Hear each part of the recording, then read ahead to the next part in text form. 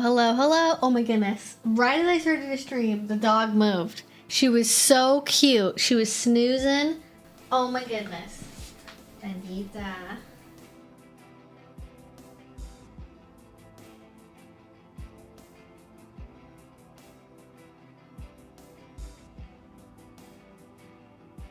Oh, sleepy girl. Hi, little lady. Hi, you. Hi. Alright, say hello to the people. Say hello. Say hello, little fuzzy dog. Hello. Hello. Okay. Alright. Whoa. There we go. She's like, why did you move me? She was hanging out in the back corner of my bedroom, which is her favorite place to be this time of year. It's real, actually not too warm today, but it's been hot outside in general recently. Okay. Oh wait, can you guys actually like hear me? I should like make sure of that. Okay, cool. Great. All right. So today we are mostly doing our normal stream, but I am also going to be doing like a get ready with me thing at some point. I'm going to be doing some makeup and do my hair too. I'm going to do some kind of like half up pigtail situation. I have a picture in my head, but I haven't quite finished putting it together. We'll see how that ends up going. Yes, she's a little floof ball. I have not seen Superman. I have no opinions. I honestly am, even if it's good, I'm so burned out on like the concept of superhero movies that I just cannot be bothered to care. But I'm happy that other people seem to enjoy it. Thank you. I got this. Okay. Just so we can see it. This is secondhand from Depop. It's like a little choker thing. And then this is a secondhand Shein dress that I think I got for $8. But it's like, and I added a little like rose pin to it. But yeah, I like it. It's really cute. And we're running out of time here. Oh my God, why is somebody calling me? Nobody needs to be calling me right now.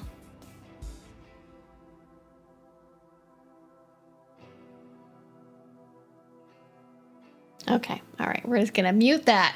Okay. Oh, thank you, Sean, so much for the gifts. Thank you. You were so generous. You were so kind. Thank you for starting off our stream. Thank you to everyone who just became a member. So that gives me a good opportunity to get into our spiel. Knew there was something that was wrong. There we go. Now we're all like properly lit. Okay, and I'm not being blinded by the sun in one eye.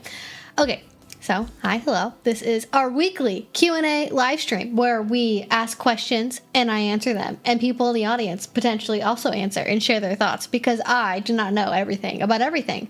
In general, though, what you should know about this stream is it is 18 plus only, as it says right there, because we talk about adult topics like kink, BDSM, polyamory, dating, sex, queer stuff.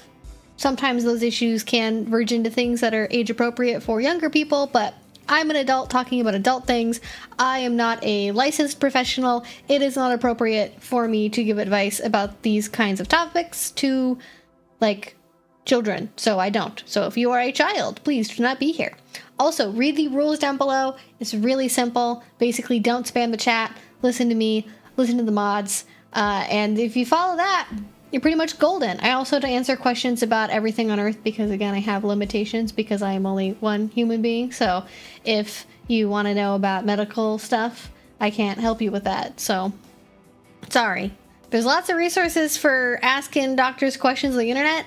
I am not one of them, so maybe direct your questions there. And with that being said, if you would like to make sure that I answer your question right away, the best way to do that is to use a super chat. It'll highlight the question up around here somewhere on the screen, and it'll potentially also read it out to you, depending on what level you donate to. So that'll just boost you up in the queue if you want to make sure I get to your question. Otherwise, you can just wait politely and hope that I'll get to it, because I don't typically get to every question because this is just, you know, it's a big stream. Thank you, Sean. Yes, I did see that. Thank you. And also the memberships. We have memberships. If you would like to use emotes in the chat, we have some really, really cute emotes. That is what the memberships are for. You also get a cute little badge next to your name of a Pomeranian. And depending on how long you've been a member for, it'll change color. And there are some exciting options depending on how long you've been a member for. So that's basically what y'all need to know. And as I said, today is going to be a little bit different in that we are doing an FAQ plus general questions, and then we are also doing a makeup thing. And I'm gonna start by taking off my lip stain. I just did like a really like neutral color lip stain. I don't really know. It's like a very like my lips but better situation. But I did leave it on for like an hour, so.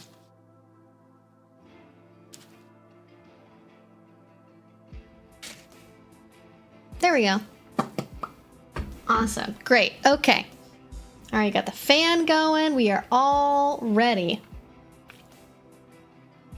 Remember to lick the stream or like the stream even. You might say, yes, that is a good thing to do. You can like the stream. Yes. Oh, and you get to, if somebody gifts memberships, like random people who are in the chat, like when the gifts get given out, can also like become a member, which is cool.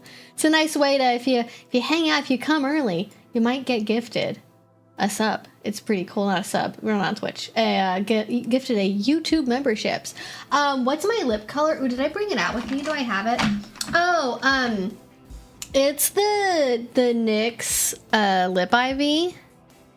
And this is, what color is this? This is Blush Rush. And I do like the color, like the literal color itself when it's on my lips, not as a stain, like when it's just sitting on top of my lips. I do like it. However, it gets meant to be wiped off. You can wear it, obviously, as just a regular like color lip product. But I find that this is like the only lip product that if I wear it kind of the regular way, this is the only product that ever like gets on my teeth, and it like has no staying power as a gloss because it's not meant to. But the color itself is really pretty, and I love these, and I want them to make weirder colors. I want there to be, there's an orange one that's online only that I haven't actually got yet because it is only available online, but I want there to be like more purples and like a blue and a green, and they're so popular. I'm like kind of fingers crossed hoping that they do maybe like some like Halloween colors or something, because NYX oftentimes does like Halloween releases. So, or like a actual like a black, because they have like a really really really really really dark purple that kind of pays off to kind of like a purpley red when you take it off. But having like a gray, like a dark gray lip stain would be amazing, and I would love that. But yeah, this is the lip stain I am wearing at present. Okay, before I get into makeup, because it's not going to take me that long to do my makeup, I am going to get to some questions first to make sure we get to at least a couple of them before I get distracted with makeup-y things. That dress is amazing and the puffball is perfection. Yes, she is perfection for sure. Love from Yonkers. I forget, what is Yonkers like a nickname for a place? That feels like East Coasty. What is Yonkers? Oh, Yonkers is just in New York. Oh, I thought it was like a nickname for like a different place. Oh, shows what I know. Shows what I know about the Northeast. But hope you're doing well there and it's not too hot.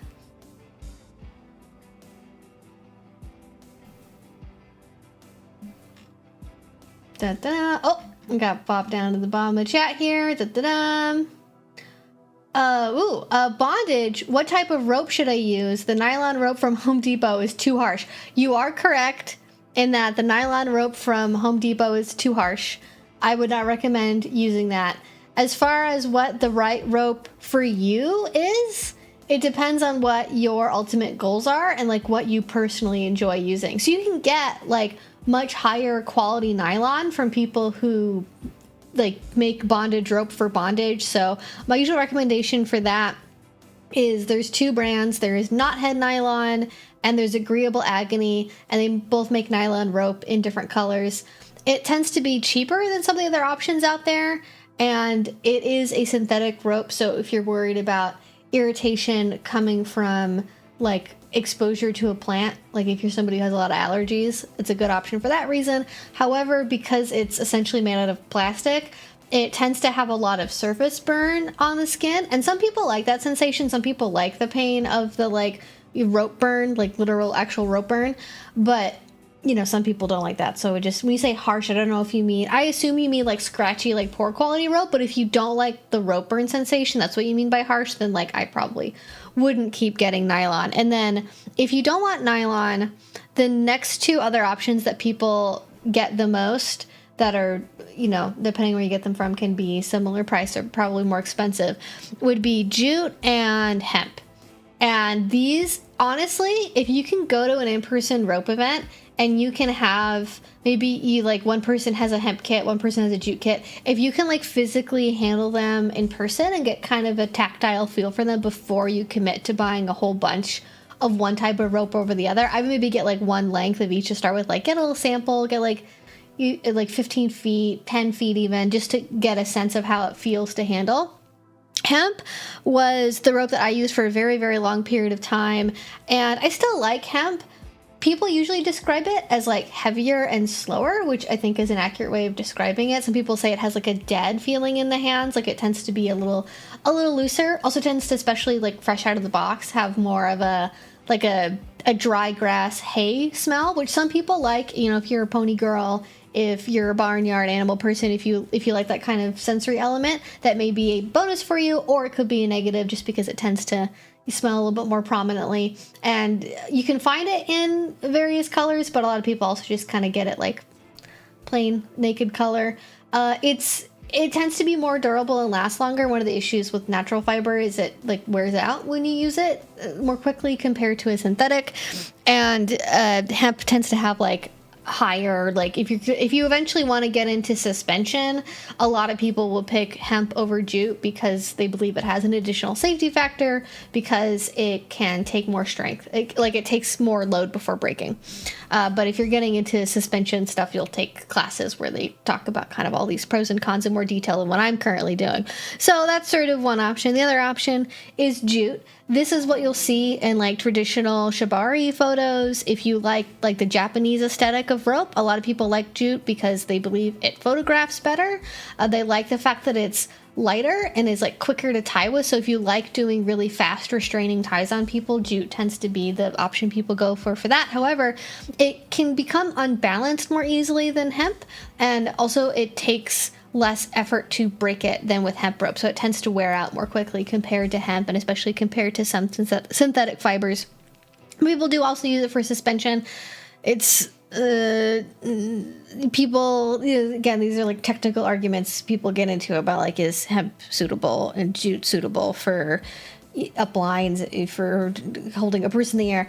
And it is, again, if you want to get into suspension one day, those will be conversations you will have in the classes you take for that, other than this particular overview. So I personally, out of all of the ones, I tie with two things. One of them is an option I didn't mention. I actually tie right now with jute that I got from Pseudo Jute, which is, and I'll put their name in the chat. They're a company from South Africa, of all places. So not what you would expect. And they make the best feeling, highest quality jute rope that I have ever handled out of the box. And I don't like use it for uplines, but I'm not a rigger, so different risk assessment there. But I really like the way it feels, like the way it looks, and I like the fact that it is lighter and faster, because the style of tying I do now is a little bit less the like stand there and wait for somebody to put a harness on you, and then it takes 10 minutes, and then it takes another 5 minutes, and then you go in the air. Ugh. Like, I used to do a lot more of that. I had a partner that had a hemp kit, and like it was a lot more like standing and waiting to be tied and then going in the air and then yada yada yada. Whereas with jute, I find it works better for kind of more of the quick, like rough body play, sensation play, groundwork stuff that I tend to use jute more for these days, and use bondage for more these days. So that's my preference. That's what I like personally. And then for suspension stuff is part of the conversation. There's another type of synthetic rope called Posh that you can get that looks fairly close to a natural fiber. It's a little bit bulkier, it's thicker, so it doesn't like collapse down the same way that you might expect with other rope types you might use in certain patterns. So it can kind of alter the like aesthetic outcome of doing certain ties because it doesn't compress down as much as a natural fiber rope does. But yeah, that's sort of my brief little rope overview. Also, Evie, I can't believe you handled coconut rope well because, well, wow. Oh, yeah. I guess this isn't a thank you for giving me the opportunity to talk briefly about coconut rope. So not for any kind of load-bearing thing whatsoever.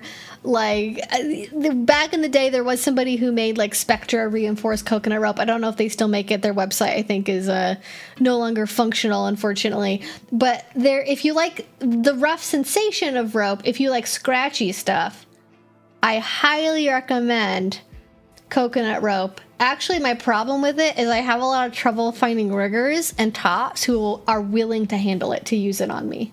They're like, oh, well, it's pokey and it's scratchy and I don't like it. And it's like, you're the one who's beating me up with it. Like, wear some gloves. You don't even have to have, like, just, maybe this is sort of like me being like, this is not how I would communicate this with a partner, obviously, but me being flippant about it on a live stream for comedic effect. Like, it's like, buddy, you know, like, you have to gently handle it in your hands. I'm actually one that it's digging into my skin, and you're beating me up with it. Like, come on. Like, you, like, I know, it's like, there's a joke that tops and, especially riggers are like their babies about pain. They're like, oh, I hurt my little finger. Oh, my palm's sore because I spanked you so much. And it's like, do you want somebody to give you a hand massage? Do you want an ice pack for your hand? I feel so bad for you. It's so hard being a top. If you want a brat that's like, verbally say that to your partner and then see their vision, like go completely red. But that's like the background thought is like, look, you know, you're complaining, but it's, you know, so only one of us is like, you know, really getting the full brunt of it. Yeah. Jews use a lot in rigging and hemp, and both are well okay for that. Both can snap, whereas Posh doesn't, and Posh has way more strength by diameter. Yeah, I forgot to mention that about Posh. Like, Posh is like really strong. Like, you're not going to worry about an upline breaking if you're using Posh for that. But again, if you're just like deciding I'm a beginner at rope bondage, what rope do I want to get? That's maybe a projection way far out if you want to do suspension, but also you don't have to. You don't have to do suspension. A lot of people like it, like especially in America. It's very popular, and it's a good way to, you know, if you want to find play partners, become a rigger. Like you'll be in demand if you learn how to top rope and you can do suspensions that look halfway decent. That's so, you know, there's benefits to it, but you don't have to. You know, it's not the pinnacle of rope. It's the most technically difficult and the most risky in a lot of ways, but you definitely don't have to do it if that's not your thing. And, you know, I think we worship kind of suspension as being the be-all, end-all, but, you know, it does not have to be the be-all, end-all if that's not your deal. Yeah, you plastic wrap. I mean, you don't have to, like, we're talking about rope bondage here, but there's so much more in the world of bondage that is not just, like, being put in the air with rope, right? The chain bondage is a thing. Saran wrap, for sure. There's definitely other options as well, though. It's much easier to find information, especially online as a beginner, on how to do basic rope bondage. Like, have I taken and seen classes on like saran wrap bondage and like saran wrap suspension and chain bondage and chain suspension? Yes, but it's definitely not I spent some time with the community elder a few weeks ago. I learned so much cool stuff. For example, in my city there is a carriage that is pulled by ponies as part of the Pride Parade since 2001 or 2002. I spent some time with a community elder a few weeks ago. I learned so much cool stuff. For example, in my city, there is a carriage that is pulled by ponies as part of the Pride Parade since 2001, 2002. I'm assuming you mean like human ponies and not bio ponies. I don't think bio ponies would be remarkable in this story. That's really cool, though. That's fun. This is why you got to talk to the older folks. This is why you got to get out there and like be in the community. Like, I don't think people sometimes realize before they get into the community, like how much of a community it really is, in the sense that there is like generational knowledge transfer that happens. Like, we didn't learn like basic rope bondage techniques or like flogging techniques or whatever yesterday on our own, just sort of intuitively thinking about the correct way to do things based on, physics or whatever. Like, this is knowledge and skills that have been passed down, and part of that is also understanding the history of your local community in terms of, like, the first dungeon spot and who were the venue owners and what's your relationship to, like, the local pride parade, and all that stuff is fantastic to learn about, and I highly recommend that you get that knowledge. In my experience, older people are more than happy to share that knowledge. And even, I'm not a complete veteran, right? I've been in the scene for 10 years, but I'm nothing compared to the people that have been around since, the early 80s, or even before that. They've got so much history because of how much we needed to fight for, especially early on when there was, like, no recognition, there was no internet. Connecting with people was so much harder. And, go out there and learn the history. You'll pick up some fun things, and it'll give you ideas, and also hope too, which I think is important, because sometimes it feels like this is what I got to in the video that I made, talking about, like, is kink dying? Are we going too far with consent? Is everything gonna explode? And I genuinely really feel like this is an annual topic. Like, this is something that comes up every year that I've been in the scene since the beginning, whether it's like 50 Shades of Grey or something with politics or something going on somewhere else or some other new pop culture phenomenon happening. Everyone always panics. This is going to ruin BDSM. My local dungeon's going to be flooded with newbies who don't know any better and vanilla people, and they're all going to, like, make everything not special anymore. And the reason why we have to have all these rules is because of all these, like, vanilla people who don't know what they're doing invading our space. And, like, I genuinely, like, don't see that. I think I've been to, like, one party once. When I was in San Francisco. This was years ago. This was not recently. This is before the pandemic. I want to say it was maybe like 2018, 2019. I went to a dungeon party in downtown San Francisco, and it was in an area where there were, like, some other bars and things, and there were definitely guys who at least, like, attempted to come in off the street. I don't think they actually got into, did they sit through the orientation? All I remember is there were definitely guys with, like, khakis and polo shirts that were, like, not dressed up to go to a kink event, and, like, they really stuck out. But, they didn't, like, that was the extent of it, right? It was like a couple of guys, and that was it. You don't have people, like, because people who are not in the lifestyle, who don't really care about the community, are generally not, like, going into a venue, going to it for months and months on end, getting acquainted with people, becoming friends with people, and then opening their own party, and then making it a terrible, horrible, wrong, like, vanilla-fied kink party. Like, that just doesn't seemingly happen. I'm sure in some places there are pockets, because not everything is true at every single dungeon across the whole country at the same time. I'm sure there are places where it went from being, like, a really small community to, like, it exploded, and maybe, I don't know, like, I feel like maybe if this was gonna happen somewhere, it would be like Utah. Like, if you were in Salt Lake City and suddenly all the Mormon housewives read 50 Shades of Grey, maybe they all showed up at the Munch in, like, 2012. I don't know. Maybe that happened somewhere. But yeah, I think people just love to talk about the sky falling and panicking about BDSM being destroyed. It hasn't happened yet, and I don't think it's going to happen now. But I do think we need to be vigilant about our community changing. But I don't think the reason why we need to worry about it is because of, like, consent frameworks or like book talk. I think what we need to worry about, like, don't worry about the book talkers, all right? They're fine. Also, it's perfectly reasonable and normal to have your entry point into kink be an erotic novel. That's fine. You know how many white cishet dudes that are initial exposure and interest in BDSM is just porn? Does anyone ever talk about that? Like, oh, you're a 20-year-old man. Why are you here? It's because you like porn, right? Nobody demonizes, well, generally out loud to their face.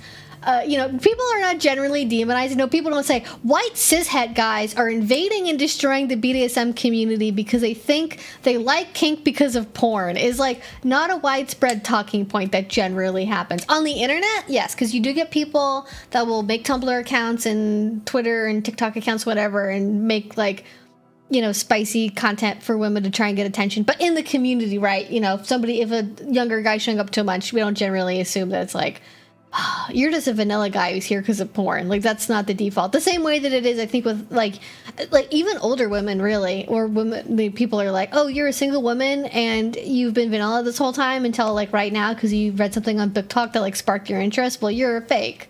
Like, I don't know. I feel like we target women too much sometimes for things, whereas we kind of accept that men's gateway into kink is often pornographic in nature, whereas that we just sort of accept it as fact. Whereas with women, it's like, oh, you liked an erotic story that was kind of cringe? How dare you? That's not real.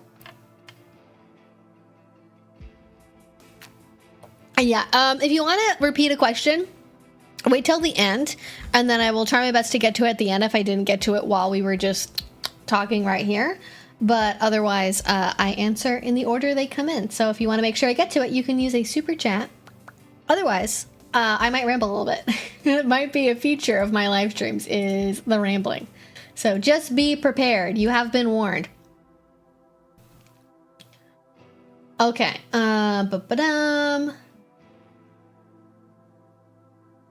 Okay, this is a good question though. Thanks for the bondage question. It's always a good one to revisit. Oh, cotton for wearers. I was like, what does that mean? Oh, you mean like cotton rope?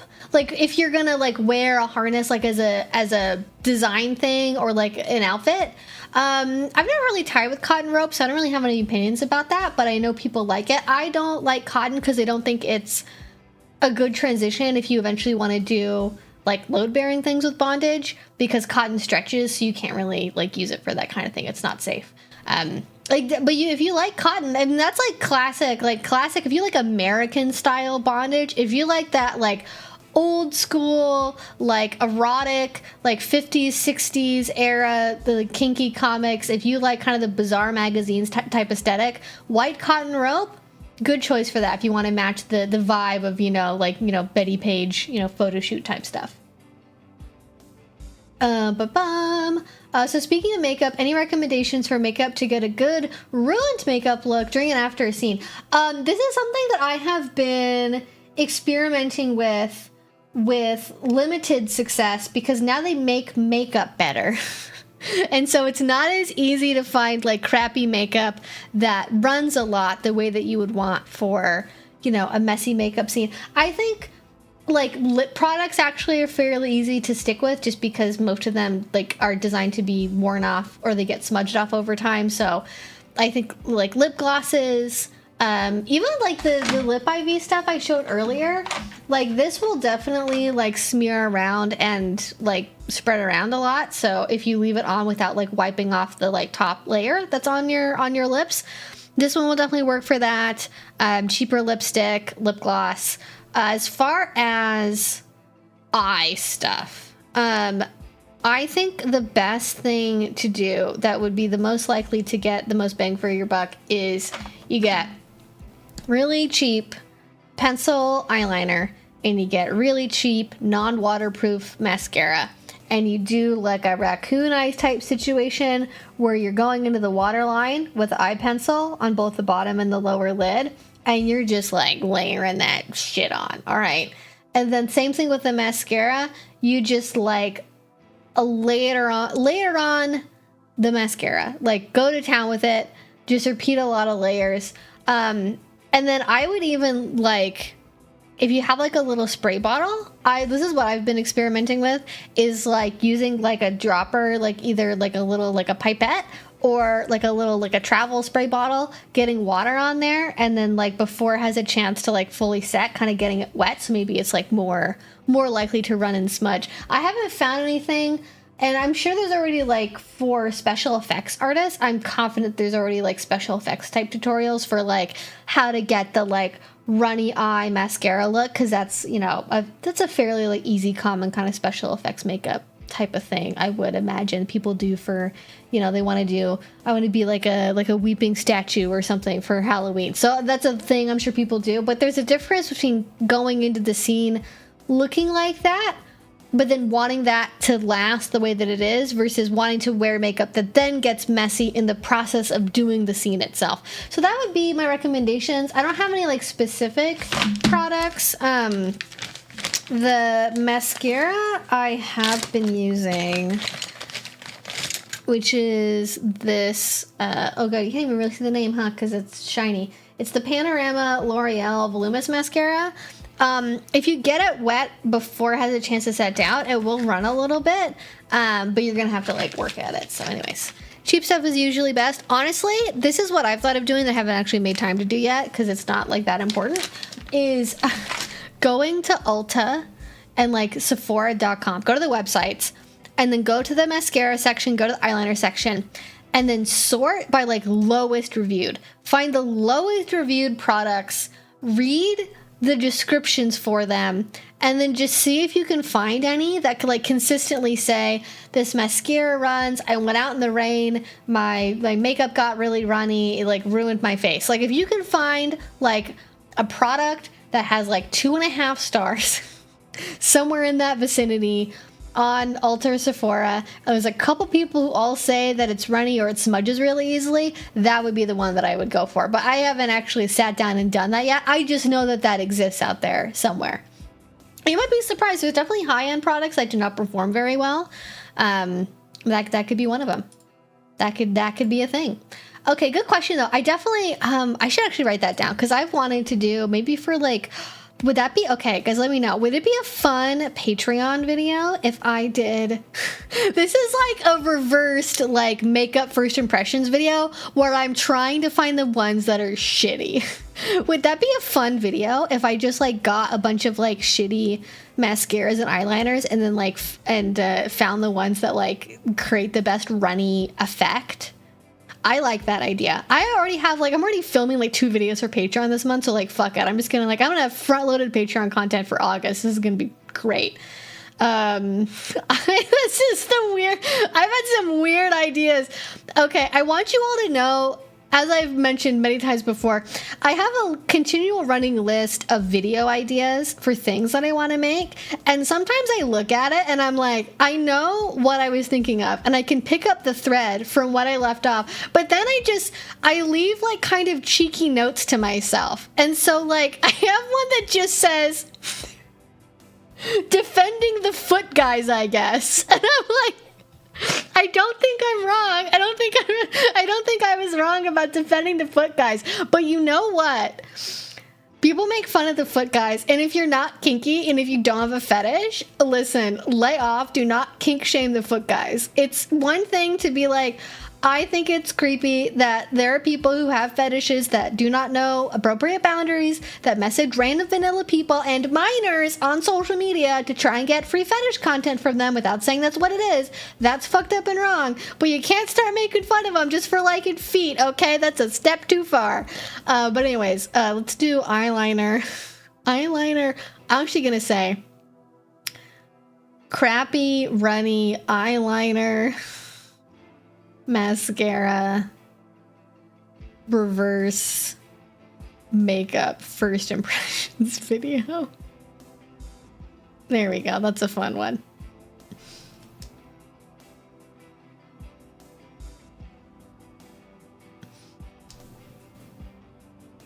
This is the first time I've heard of a consumer product improving into somehow making it worse. It is like makeup technology has like consistently improved over time. Like it's definitely better. I feel like it's kind of reached kind of a peak, and it's really weird. And if other people are into makeup, maybe you've noticed this, but like every brand releases the same type of thing in a very similar formula in very similar colors now.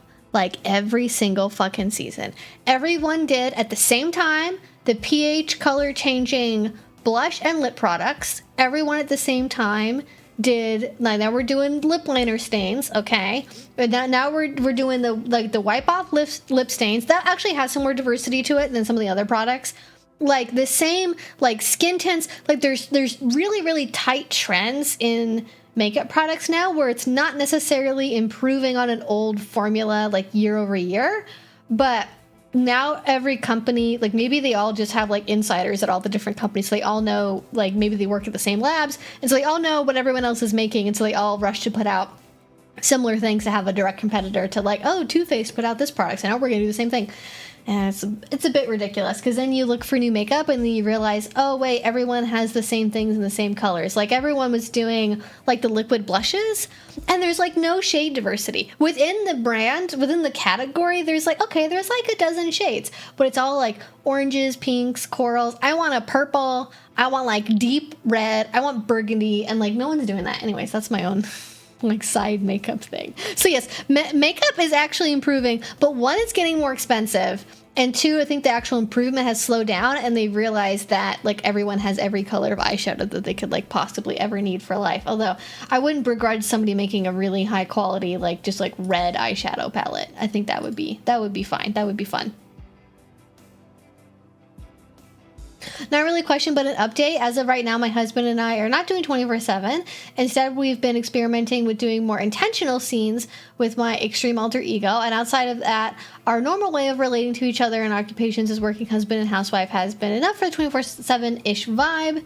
It's been a nice way to unwind after all the stress on my mind from other things. Oh yeah, no, I think taking a step back from the little bit that I know about that you've had going on, I think that makes sense. And I'm glad that you're finding a way to connect that feels really meaningful and intentional, because that's something that I've learned and experienced on my own kink journey is like, you know, wearing a 24/7 collar, for example, especially wearing something, one, because, you know, I'm a YouTuber and people will speculate and feel entitled to know things about stuff if I wear something like 24/7 all the time that's visible on camera.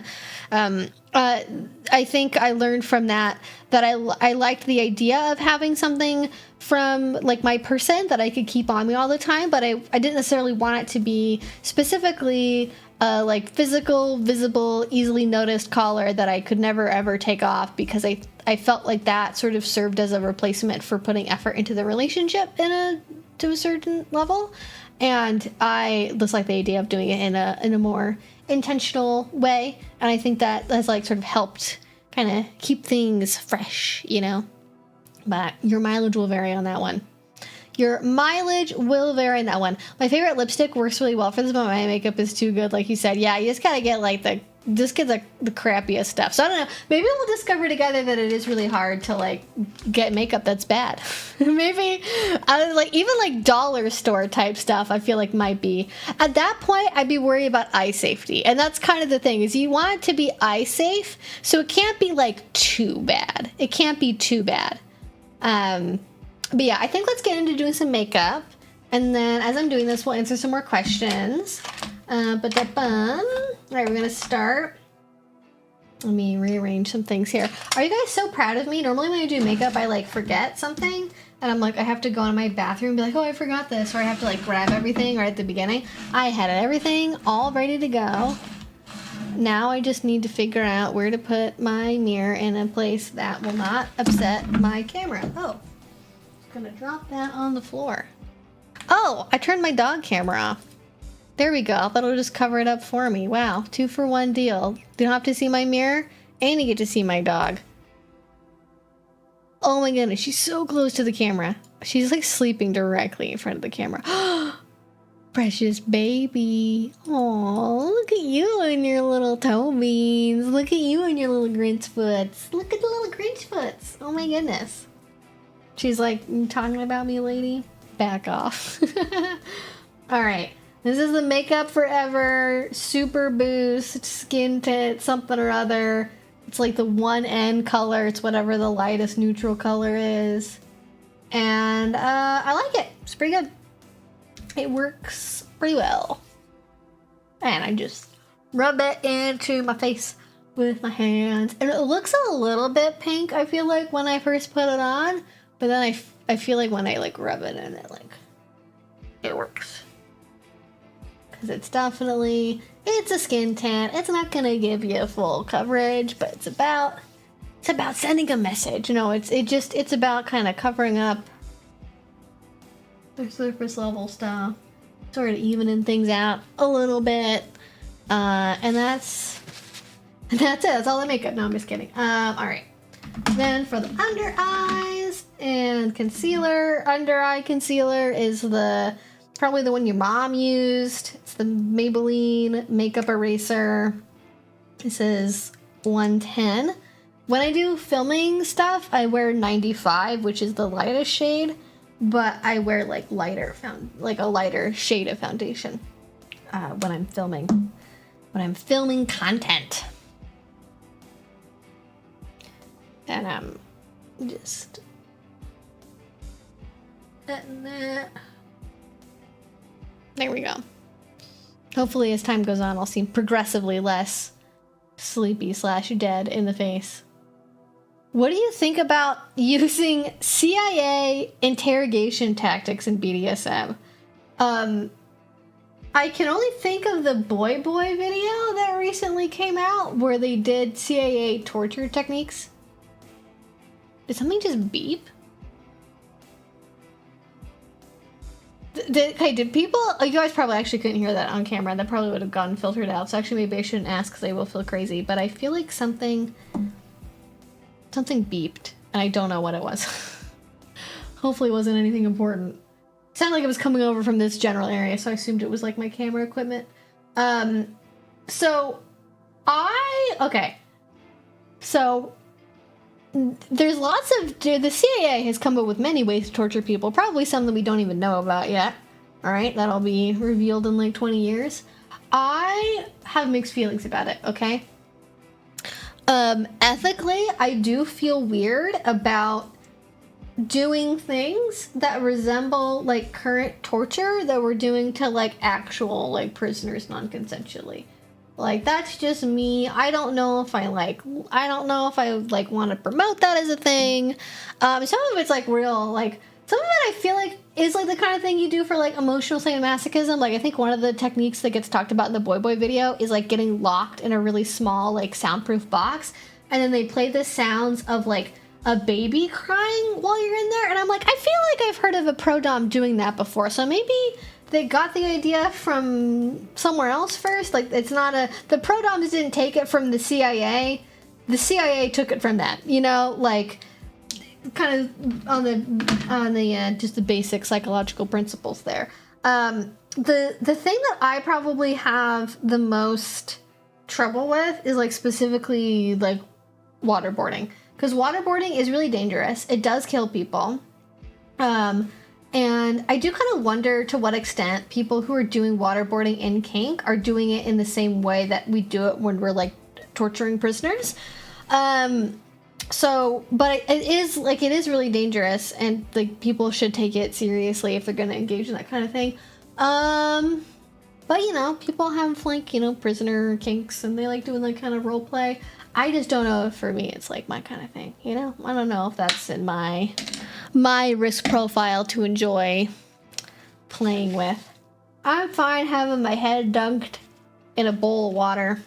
I'm fine doing it the old-fashioned way. You know, if I want to feel like I'm drowning, there's other techniques that... I think that's maybe what it is for me. Is like, not that it's the same as waterboarding, but it's kind of similar to with, like, choking, for example.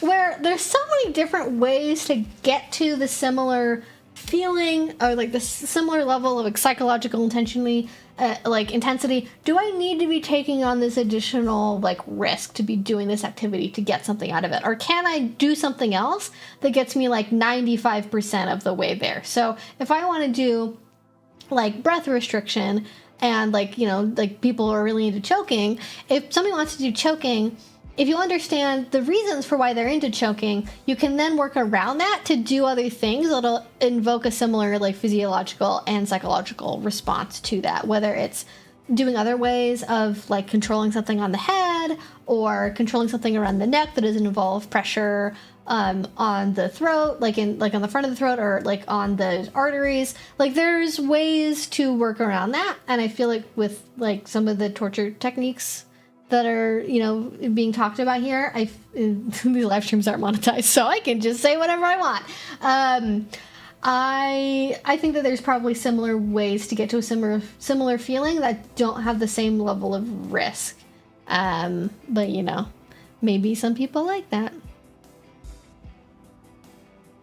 So I should go to the CIA and to get some ideas for my BDSM scenes. I mean, you know, I think you just talk to some pro-doms. You know, I think that'll probably do ya. Yeah. All right. See you in a minute, Lexi. Good luck with your computador. Not trying waterboarding. Yeah, no.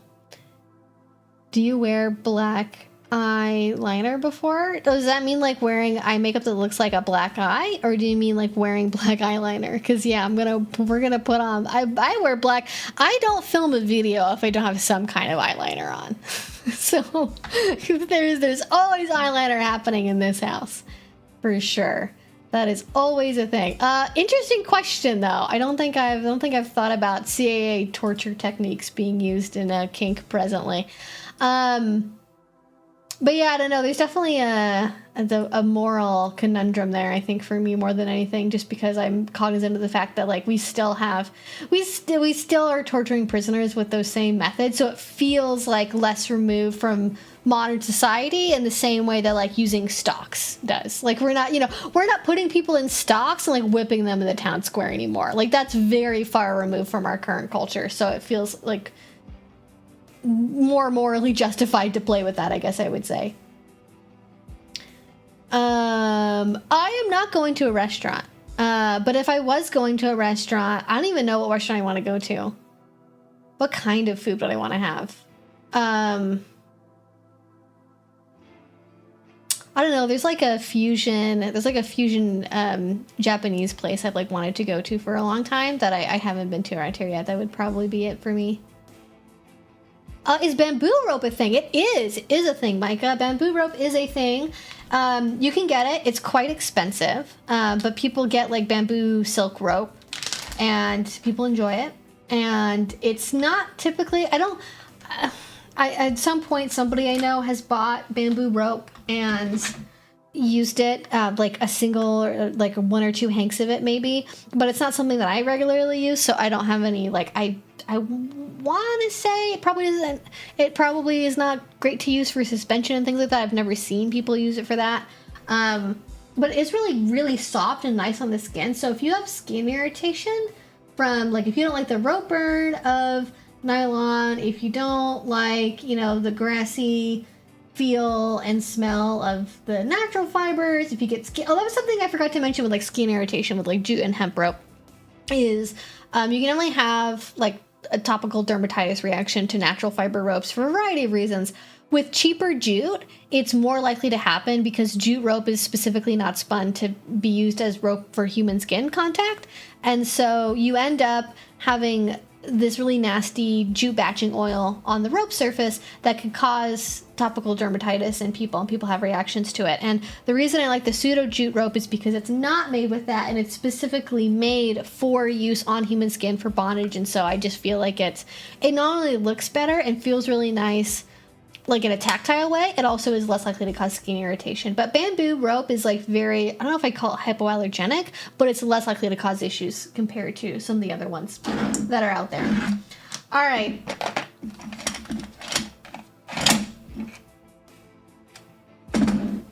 Eye makeup. We're doing it. Eyeshadow palette. This is where I get all of my eyeshadow from, is Give Me Glow Cosmetics. If you're like, where's your eyeshadow from? It's all from here. And we're gonna use the black. This is like my little mini like neutrals palette. I keep my like neutral like shimmer.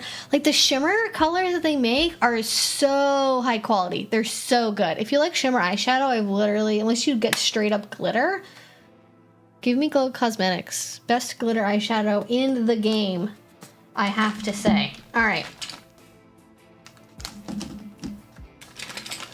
Eye things are happening. Okay.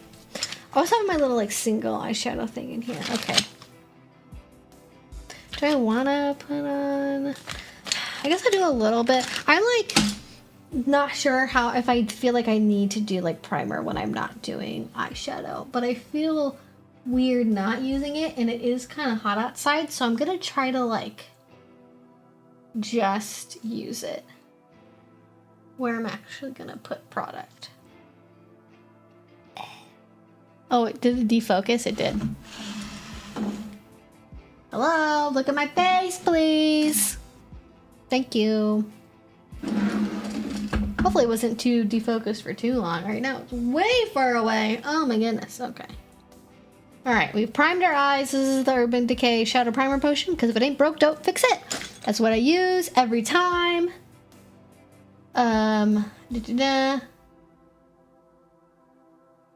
It's a bunch of otter emojis. Those are cute. I like those. Are there any creators or examples you can point to who have a more dynamic style of tying rather than the sub simply standing still? Would love some more dynamic scenes. Oh, you would probably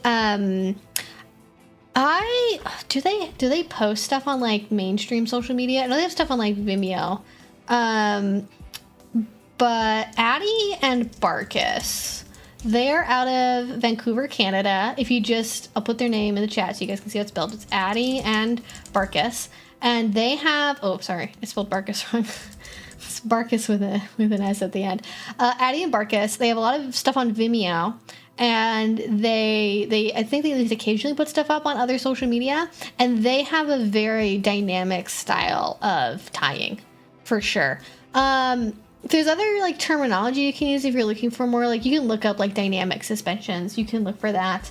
And who else have I seen that does more dynamic stuff? Probably Tiffereth. I've seen Tiffereth do like more dynamic stuff.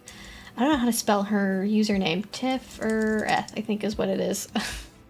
I'm not sure. I've seen some of her performances and they're also pretty dynamic. Oh, and Shay, definitely. Shay is really good. Well, everyone has names I don't know how to spell. It's Shay Tiziano.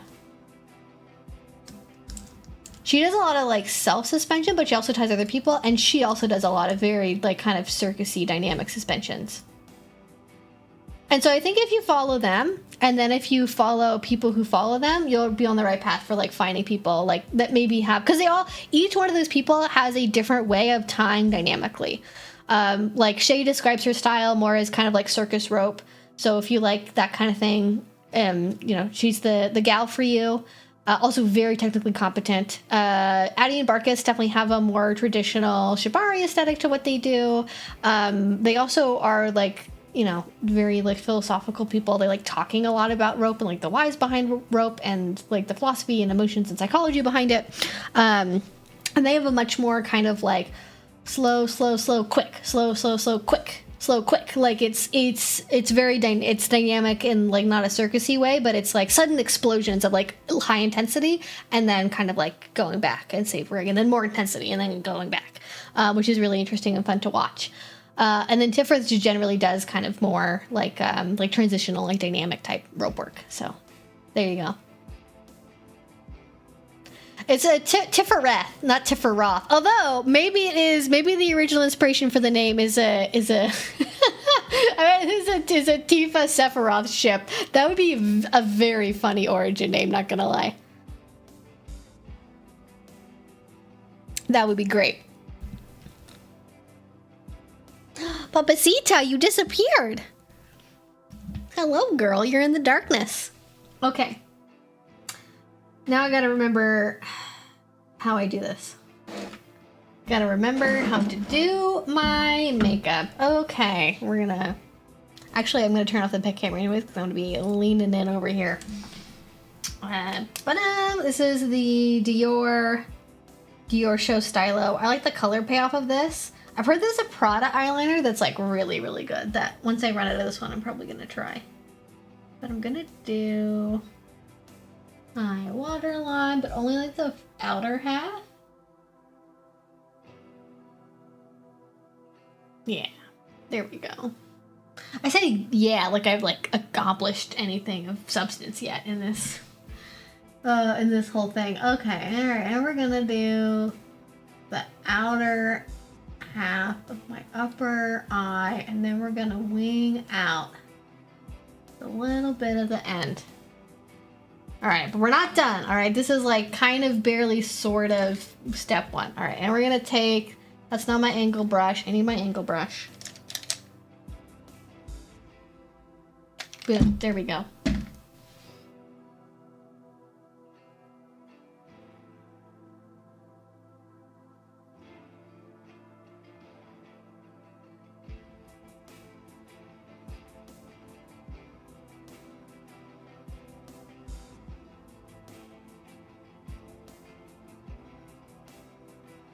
Ta-da!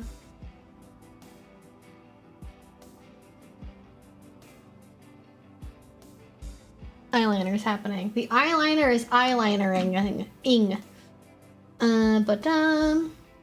I'm allergic to coconut. This is the only thing saving me from my sir using it on me. Well, you know, coconut's not the only option if you want rough rope. Sisal is an option. You can get very low quality, very scratchy jute rope as well. Just saying. Just putting it out there in the universe for people who wanted to know that information. There's something in my eyelashes. What is that?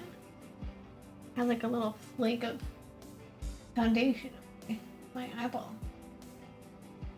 But yeah, there's all. If you like rough rope, you can also do Sisal. There's like other. What else am I thinking of? There's another one too. Is it made from like agave? It's made from pineapple. Pineapple fronds. Pineapple rope.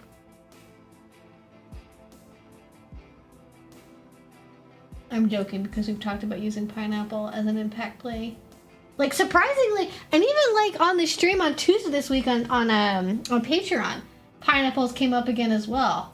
Because I came up with like a whole like pineapple based like humiliation scene idea because somebody was telling a Reddit story about am I the asshole because I like forgot my safe word and I said pineapple by accident and I like didn't believe that was real because like no one actually uses pineapple as a safe word if they're like in the lifestyle.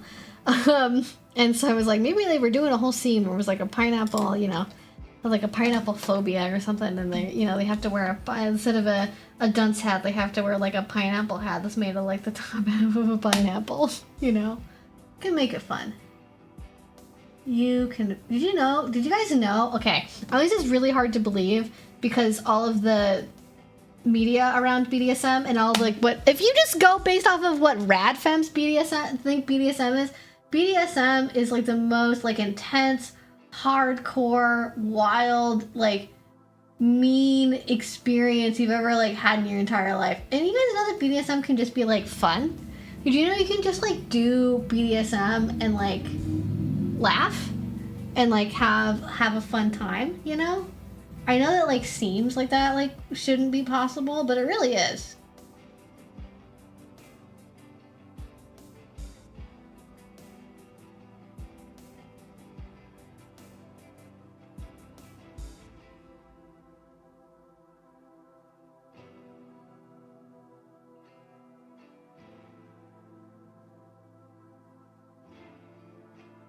Ta-da! Alright, we're trucking right along. SpongeBob Dom's Goodword sub. Oh my goodness. What's your opinion on pineapple on pizza? I grew up eating Hawaiian pizza. I'm not gonna listen. I have no shame about my pineapple on pizza consumption. I don't really feel like I get pizza often enough now to like have a strong feeling about it. It's definitely like something I get. I don't hate it. And I think if you're gonna yuck other, like you're literally yucking other people's yum. If you're like pineapple on pizza should be a crime. It is a war crime to like pineapple on pizza. I think if it fits, like there are pizzas where it doesn't make sense, you know? But there are pizza flavor profiles where it makes sense. And that's okay. We all like different things. We all like different things on our food, you know? And that's part of the diversity of humanity. And I think pineapple can be great. And if you're gonna have an enemy of pineapple toppings, you should look at like what Swedish people do to fucking pizza, you know? Look at what the Swedes are doing to pizza. We've allowed them to get off the hook for too long. This whole pineapple on pizza fiasco is a distraction from the real pizza crimes being committed that I don't believe in, which are banana on pizza and peas on pizza and corn on pizza. I think those are things that people need to be much more concerned about, honestly. The fact that there's not outrage about this, like the silence is deafening, you know what I mean? The silence on that speaks volumes. You can even really call yourself an activist if you don't care about banana on pizza. Alright, I'm like filling in a little bit with some of my, just to kind of darken up kind of the midpoint a little bit here. How do I feel about the waterline area. I think I want to do more with the under eyes. That.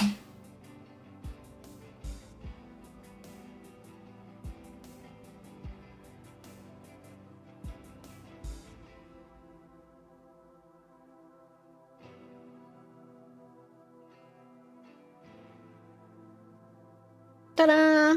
All right. Eyeliner. Done. All right, question time. Don't look up Swedish tacos unless you want to be enraged at food crimes. Oh my god. I never even considered the fact that they might try to make tacos. I've seen Chinese tacos.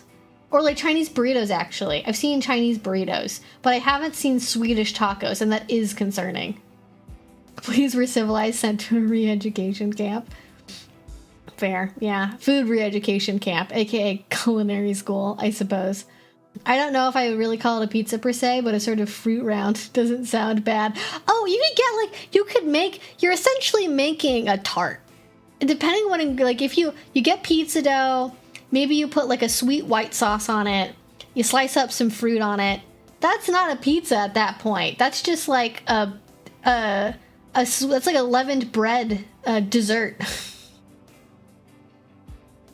I mean, to be fair, I have been doing eyeliner for, like, at least this way, I've probably been doing for, like, fucking 13, 14 years, so I've had practice. The real key is if you have a little bit of a nail on your, like, pinky, you can really, like, smooth out the line without having to get, like, tape or anything. At least for my eye shape, that really helps. All right, I'm going to curl my eyelashes, because I can't answer questions while I'm curling my eyelashes. That's physiologically impossible.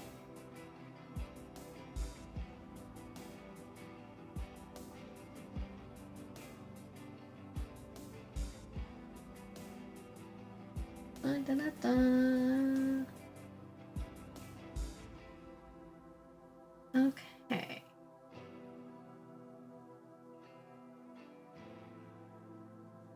There we go.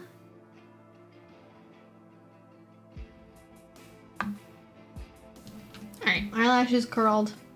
Now we do the mascara. Straight to the gulag, we can't show them compassion, yeah. Okay, maybe a more intense response is needed.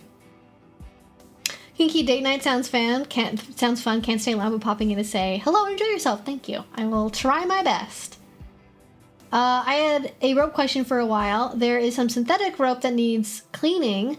Can it be safely washed in the washing machine without getting stuck somewhere? Will be safe enough, wound and tied off the end. Without knowing the exact kind of rope that you have, with a synthetic rope, I would be cognizant of how hot the water in your washing machine gets.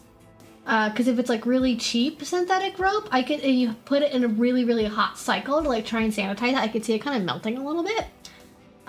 So I would look up specific directions on like how to wash rope. But generally speaking, people do wash the rope in the washing machine. That is a thing you can do. I would put it in garment bags. I get like, I don't know how much rope you have, but get a couple of garment bags, put it in garment bags, put it in a gentle cycle, make sure the water's not, scalding hot. And if it's synthetic, it should probably be fine. I've heard of people washing other rope types in the washing machine, but I feel like that's just kind of like unnecessary. But you can definitely wash at least some synthetic ropes in the actual washer. But the way to prevent them from being tangled is to put them in garment bags. I'm sure there's other ways. Like, I think people have a specific way of like tying up the hanks of rope that should keep it from getting not tangled in the washing machine, but I've always just put it in garment bags, and that's worked out just fine. But if you're not sure if it's gonna work out, before you do all of the rope, do a test one. Just put a single one in a garment bag, pop it in with your colors, gentle cycle, cool water, air dry, like very light, like very, very, very light.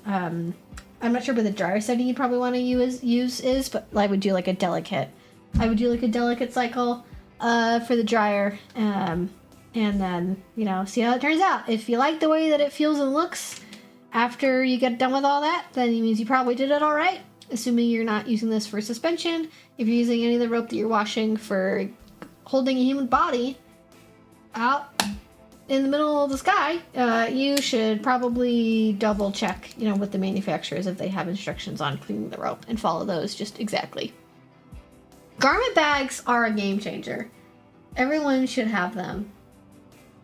They really do make a difference, both for like, I use them for like so many things, especially good if you want to have like, you know, washing rope, you know?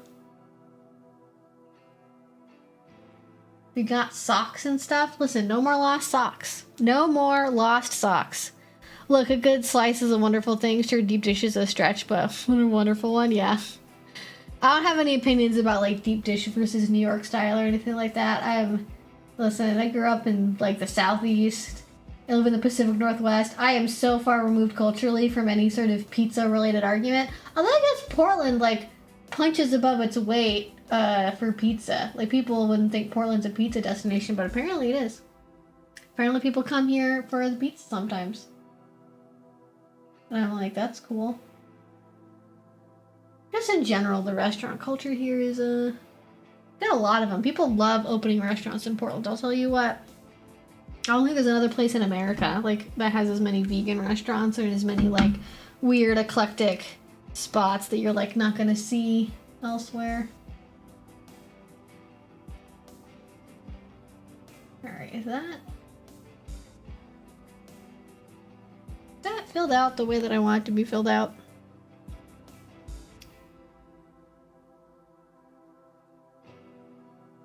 Yes. Alright. Next step. Lashes.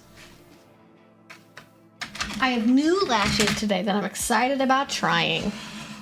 We're gonna just put that away for the moment. Oh, actually, I might need to go in and grab my little scissors. I need to trim. Oh, actually, wait. These are half lashes, so actually I don't need to trim these. But I do need to open this package because it is still sealed. And I don't have, like, my key. Oh, you can do it with a pen. There we go. Ingenuity, people. Kind of, sort of. Okay. Combination of those two things worked out.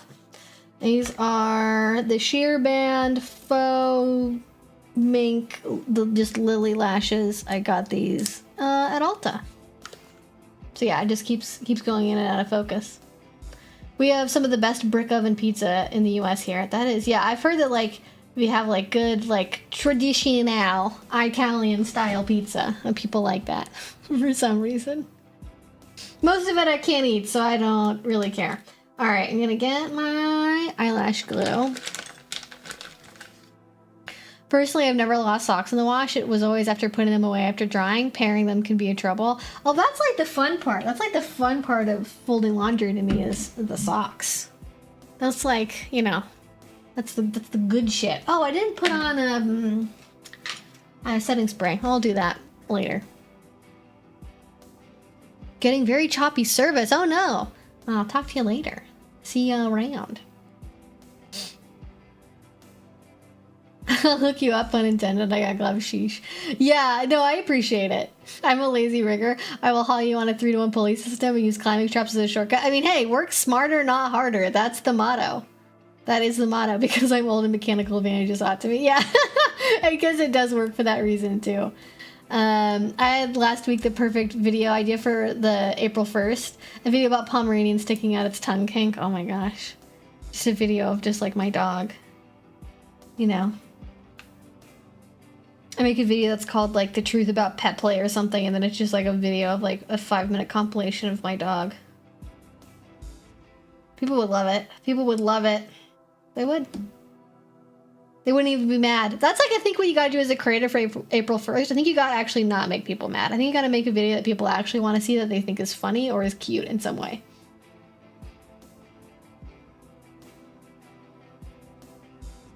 I have been fishing before. It's been a very long time. My family fly fishes. But the last time I went fly fishing was, God. It was over 10 years ago. You know, I think I was maybe still a teenager. It's been a long time. Just paranoid, making sure that no eyeliner has actually transferred onto my upper lids anywhere. I feel like there's so much annoying conservatism going around now amongst the youth on social media that I don't think there's any real chance of BDSM becoming a major trend. That's true. They're all going to lecture each other about it being problematic, and they're just going to leave us the hell alone. So honestly, maybe we should be happy about that. Honestly, maybe it's a good thing.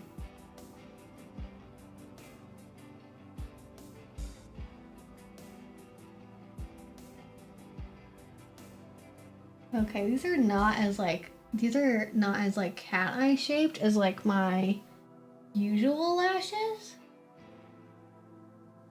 Oh. Yeah, okay. Actually, I really like the way that these like handle. I feel like putting these on is like so much easier than like with a full like,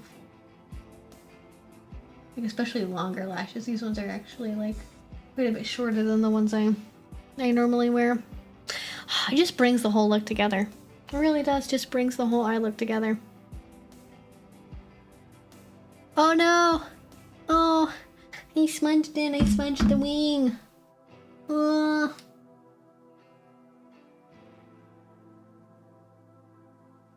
Panic. Absolute pandemonium. I mean, I've seen this is gonna get smudged later, but you know, I want to be presentable, you know, in public for at least a little bit.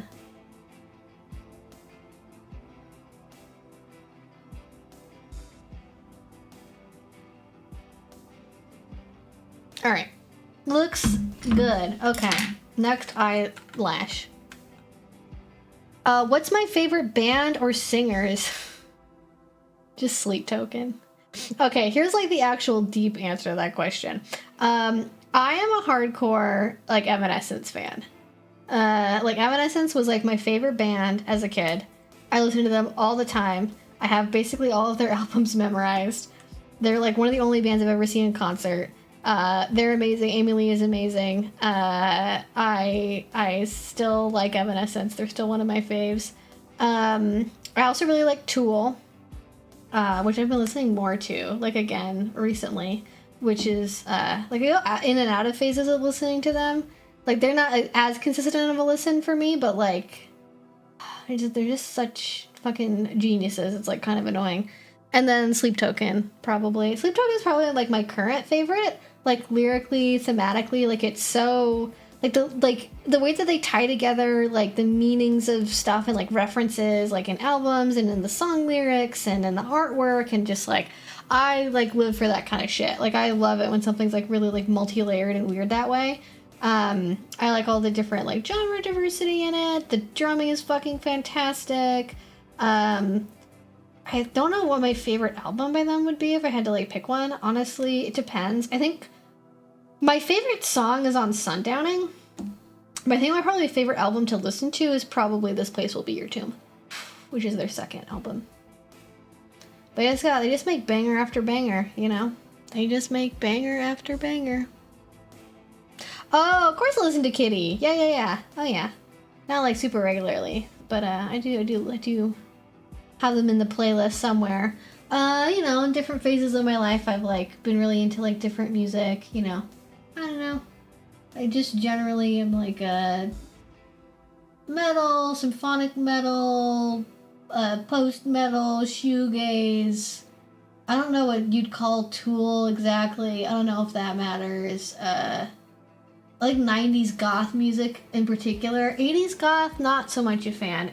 90s goth, oh, like 2000s goth, cyber goth, industrial, synthwave. Yeah, that's all in the genre wheelhouse to listen to for sure. Yeah. That's me. That's music I like listening to. Actually, probably my favorite, like, random artist, like, right now that's not really, I can't think, I call it, like witchy, like, just witchy music, I guess. I don't know what to call it. It's Kiki Rockwell. She's fucking sick. She's got some great music. People sleep on it, you know? Kiki Rockwell. Good stuff. I listen to pop music occasionally, too, you know? I'm not above jamming out to, you know, some pop music now and again. There's some, I don't even know, like, Billie Eilish is good. Sabrina Carpenter is good. especially at the gym. Gotta have some fun summer music to play, you know, if you're going around. Do you tend to hear music first or lyrics first? I've come to appreciate both and pay more attention to the lyrics than I used to, but for many, many years, and even still sometimes, I hear the music and melody first. I don't know if it's like I hear it first, but lyrics are very important to me. If I don't fuck with your lyrics in your song, I'm not gonna, like, listen to you as a band. This is, like, why I don't, like, I think I would be more into, oh my god, I just totally blanked on their name. Spirit Box. I may more into Spirit Box, but their lyricism is just not it for me. I don't vibe with it. I like some of their songs, but like I don't feel like emotionally connected to lyrics. And so I don't get into that. But instrumentation is definitely also like really important. I've had like the first time I listened to the new Sleep Token album, I literally just was like laying on the bed, like with the music cranked up, and just like had my eyes closed and was just like vibing to it and just absorbing it and being like, like, and just like the whole composition like put together. I was appreciating. I guess it's prog rock, yeah. But really, they don't use any metal tropes, save for drop D riffs and who doesn't. Yeah, they're not metal. I wouldn't categorize Tool as metal by any means. But at the same time, you know, genres are stupid. So maybe pay attention to them less is my advice. Air dry, I've washed natural fiber rope before and just got very stiff. Oh, well, usually if people like wash natural fiber rope, don't they rework it, like re-oil it? I've never washed natural fiber rope, so it's not a process I've had to look up before, but my understanding is you have to like rework it and re-oil it if you're gonna wash it at all, and it's generally not advisable to get it wet and then reuse it. Yeah, the lyrics are like too vague. Yeah, that's a good way of describing it. I'm like, I don't know, like, I get what's being put down here, but I definitely feel like the lyrics are an accessory to like the instrumentation and her voice. And like, if all those three things were together, I feel like it would like take it over the edge for me. All right. I need your clip.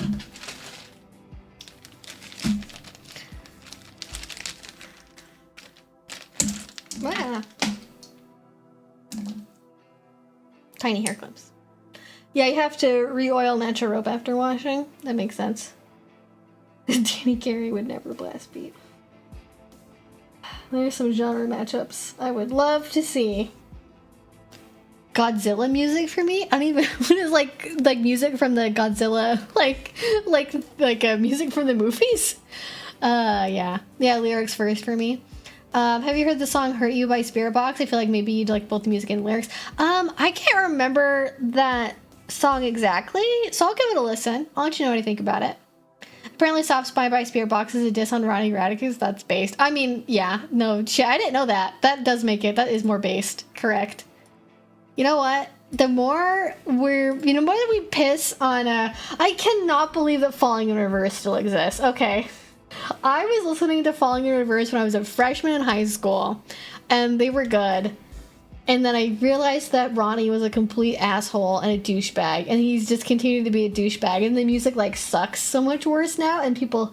I actually saw on Instagram today, I saw a reel from somebody who, was, like, they were at a music festival, and I don't know if this was, like a audio clip thing that I just, like, didn't get that it was a reference to something, but she was, like, there was, like, two friends at a festival together, and one of them is like, you know, if they don't play this song, I'm gonna riot. And then the other person, they turn around and like show the other friend, and she's like, but this is Falling in Reverse. And so they obviously don't play the song. It's about her, like, I guess, I don't know if it's her enjoying the music. I didn't really quite get the message it was supposed to be, and I'm like, how are we promoting Falling in Reverse being at a fucking like festival outdoor show in the year of our Lord 2025? That man needs to be like uber fucking canceled. There's no reason he needs to be touring anywhere anytime goddamn soon, but here he is. I cannot believe, of all, like, bring me the Horizon deserves to still be fucking famous and still be making good music, but their music's like good. Bring Me the Horizon still makes good fucking music. And I feel like I appreciate them and Sleep Token for, like, similar reasons, and that's because they've evolved and they've decided to not give a fuck about genres, but they still make good music. And I feel like I resonate with that as like a kinky polyamorous queer person, and like relaxing feelings about like needing very specific labels and like needing you know, just personally for myself, like not getting sucked into the idea of like I have to take on this label, and because I have that label it means I'm supposed to act this way or say these things, and just like letting go of that. All right, I'm gonna BRB like 1 second. I'm gonna plug in my hair curling thing. It's like a hair wave iron, it's not a curling iron. I'm gonna plug it in and then we'll do that.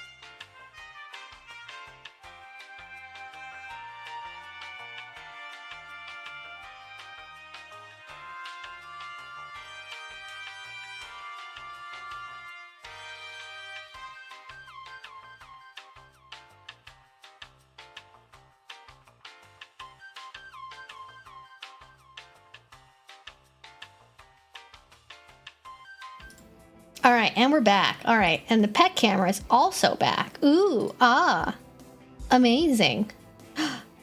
Look who it is. The sleepiest baby who ever babied. Zoom all the way in just on her little face. Look at that precious angel. Okay, all right, we are back. We are live. We are here. While I'm waiting for my iron to heat up, I'm gonna put on some setting spray, which this one you really gotta make sure you shake up. There's like stuff that gets like in the bottom of this bottle that I don't fully understand. Oh, actually, and I got a little blush too. I need to put on blush. Just a tinge, just a little something. Oh no, are you gonna move again, dog? I swear to Christ. Oh, I moved the camera so people could see you, and now you've like, do you just not want to be on camera? Are we saying no camera? I would like to be left alone. What's happening here, puppy? She says no camera. All right. Actually, don't know if I can. I definitely cannot. She's yeah. Oh, actually, wait. There we go. That worked. That wasn't even hard. That was not even difficult. Look at that. Little papita.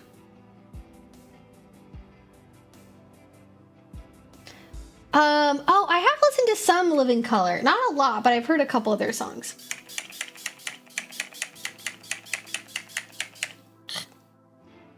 So there's something weird with like I feel like something stuck on my eyeball. What was that?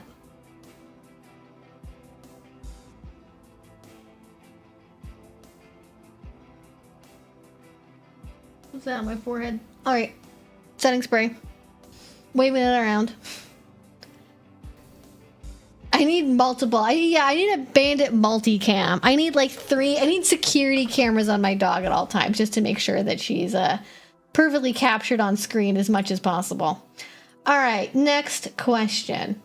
Bio ponies would be illegal? Wait, at a pride event? Wait, why? Why would that be illegal?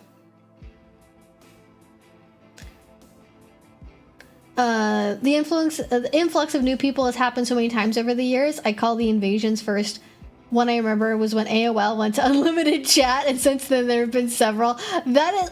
So was there, are you saying that there was a distinct, like, influx of people who joined the BDSM community on the internet because AOL went to unlimited chat?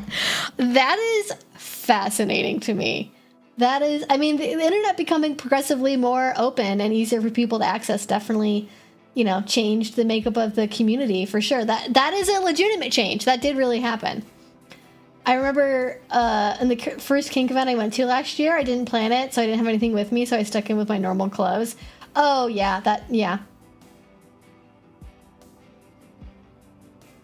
Kinky Bane posting.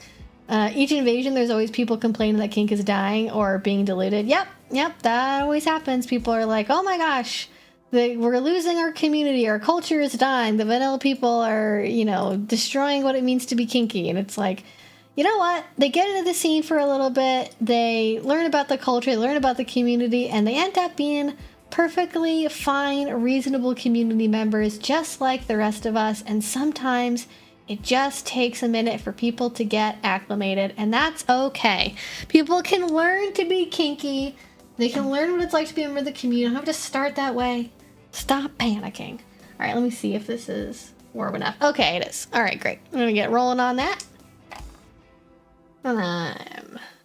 Do I think my part is okay? I'll probably fix it later. I don't know. Ta-da. All right, we are... I very rarely like heat style my hair this way, but I just felt like this dress needed, like, it needed a little waviness. And I feel like alright, I'm gonna section my hair and we're gonna do this side, and I have a thermal hairspray. Shake it up real good. Try to not spray it under my microphone.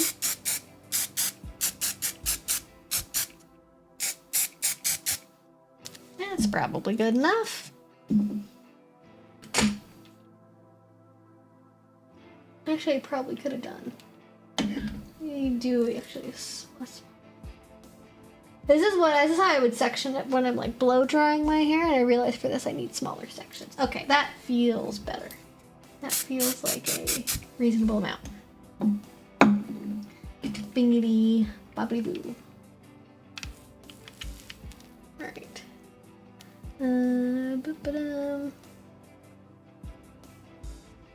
She is definitely a bit pensive right now. If you really think about the story of Final Fantasy VII, Sephiroth had every right to be angry. Also, if you ponder what video game characters might be into various types of BDSM based on their character. I never played Final Fantasy VII, so I don't have any opinions about that. But do I personally think about what kinks certain video game characters would have? Only if the writers have, like, kind of made them kinky. You know, like, when I'm in Baldur's Gate 3 and I'm hanging out with Minthara, you know, there's no worry in my mind about, like, is Minthara kinky or not? Like, I don't even think that she would, like, process what she does as kinky because it's, like, culturally normal for them. But in a drow society, right, they're very matriarchal. And so male drow are essentially just, like, used and then tossed away by women. And, like, there's a lot of, they don't even really do the C part of CNC. It's really just the NC, you know? So, did it defocus? Okay, well, I'm doing my hair anyway, so I'm gonna have this kind of be far away. This doesn't really matter. So that I kind of like to that extent where it's like, all right, this is already like an adult game, adult characters, already doing sexual stuff, you know. Yeah, there we go. That's the vision. All right, next nipple section.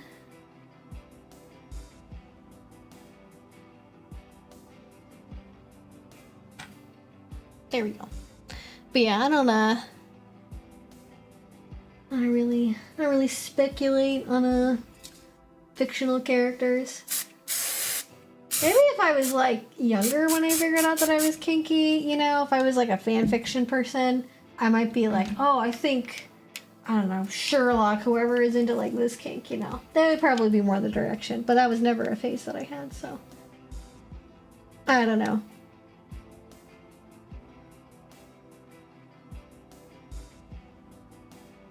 Where is the fluff ball? She is, well, now she's on camera. You can see that she's sleeping. But she keeps, like, she was in my bedroom originally. She's just, like, trying to find a place to be comfortable, to be honest with you, I think. I feel like a lot of the Final Fantasy designs are kind of kink-coded, to be honest. Oh, yeah. Like, the fashion of Final Fantasy with, like, the straps and the buckles. Oh, yeah. No, that's got, there's overt kink elements there. I'm sure if I was like a Final Fantasy nerd and I knew about like the Final Fantasy universe more, I could probably tell you, oh yeah, the designer got inspiration from like Alexander McQueen or, you know, something or other. Like I'd have a more concrete answer if it's supposed to be kinky or not, but yeah, no, there's definitely, in that way, there's definitely influences for sure. Astarion and Shadowheart are canonically into watching the main character go through pain, though. That's true. Actually, I forgot about that part briefly. There is a part of one of the first act areas of the game where you can be essentially flogged by a priest, and, like, I ended up, like, reloading it to try and, like, get something, and the second time that I went through it, Shadowheart made some, like, she made some, very sadistic comments about what was going on, so, you know, that's not surprising that she'd be into that. Again, that's sort of, you know, her culture.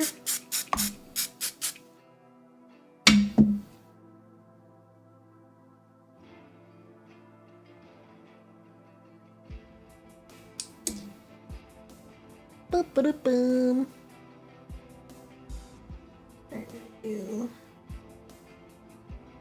Two more sections here on this side.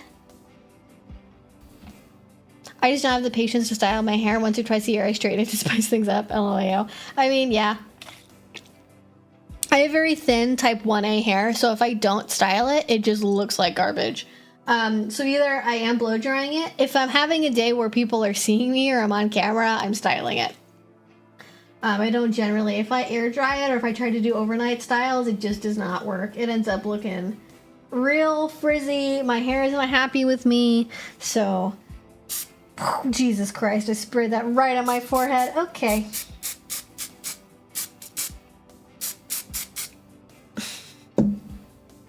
I'm glad I didn't get it in my eyeball.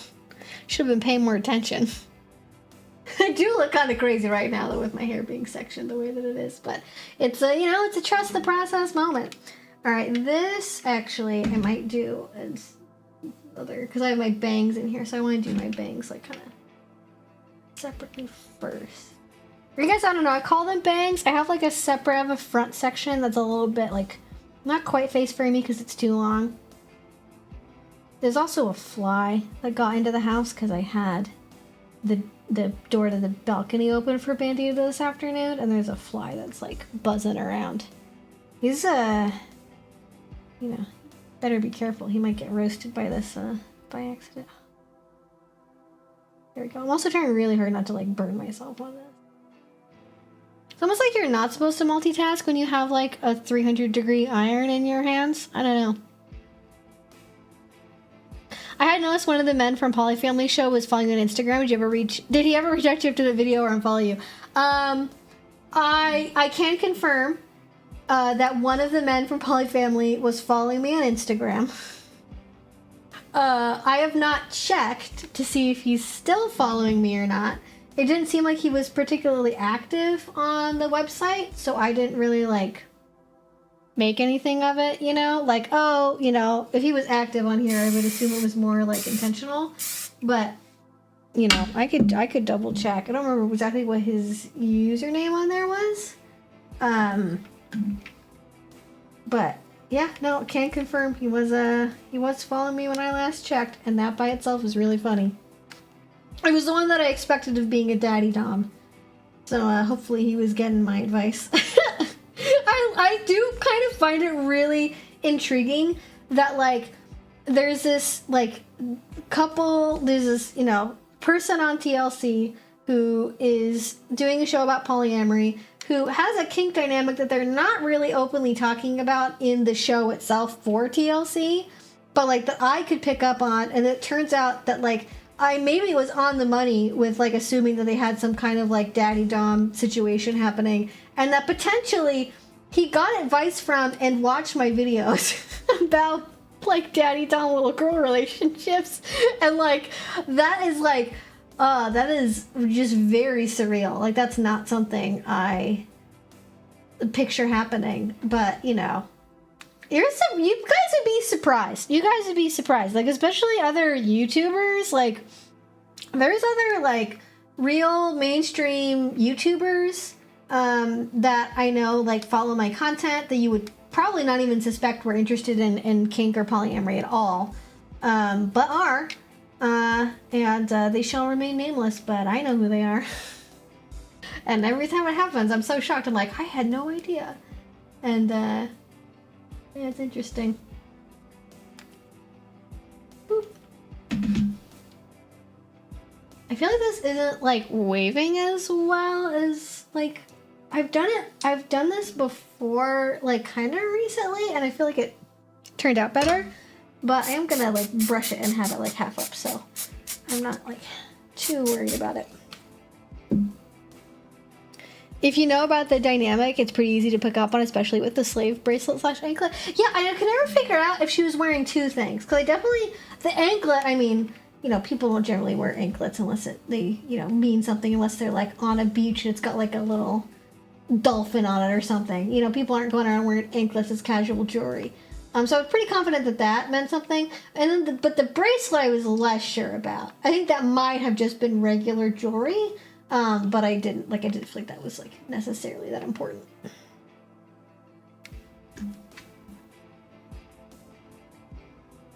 All right, looking for the next question.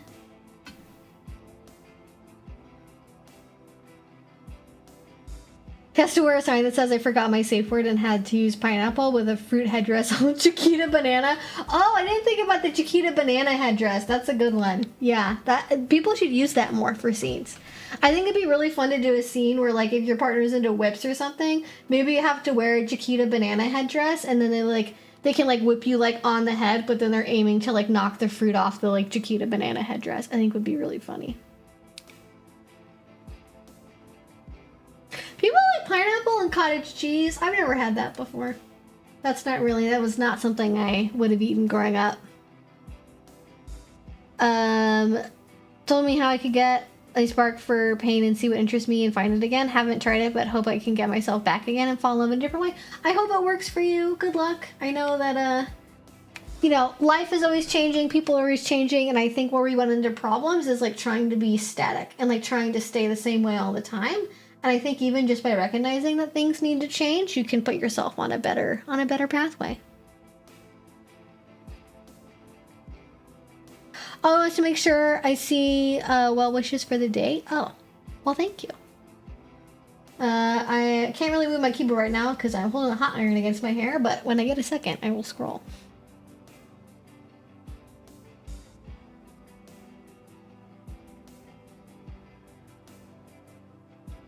There's not a lot of Venus flytrap roleplay. And you think there would be, like, even just, like, femdoms that are more, like, Venus flytrap related? But there's not really that many. Alright, that is, I think I want to get to some more, kind of, can I get to more, like, on the top of my head? Is that a thing I can do? Not get onto my scalp a little.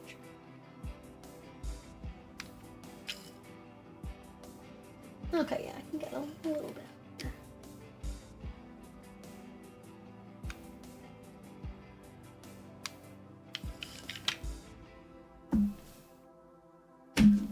Alright. Are there any sections of this that I want to try and, like, redo? Maybe this, like, bit right here.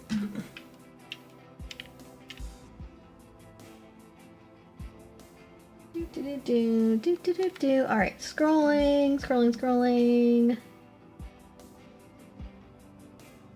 Oh, we're on the Swedish tacos part. That's where I'm currently at. I don't have any particular plans for this weekend, no. Just today. This weekend I'm probably going to be writing and like working mostly, and I'm honestly just really happy to have like regular days. And normally I don't, like, I keep, like, I have, you know, set days of the week that I stream on and stuff, so usually I use some combination of Wednesday, Thursday, Saturday, and Sunday to just like write and like really just have unrestricted, unlimited like focus time on video stuff, because the rest of my week tends to be pretty segmented with like live streaming and calls and things like that. So it's nice to have just a couple days where I know I can just like sit down and just like, you know, just lock in.